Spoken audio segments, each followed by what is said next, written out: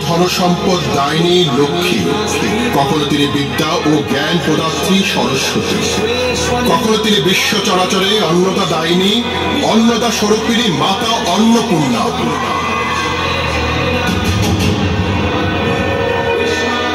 মা, তোমার চরণে প্রণাম।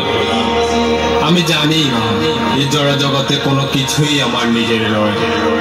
বাংলার মাটি, নদীর জল, সকল কিছুই তোর আশীর্বাদ। এ ধান, এ গোলা সবই তোর অন্যের প্রসাদ। আমি শুধু তোমার দানকে লাঙলের ফলা দিয়ে ছুঁয়ে দিই, শস্য হয়ে ওঠে তোমার আশীর্বাদে। আমি শুধু তোমার কৃপা বহন করি মা।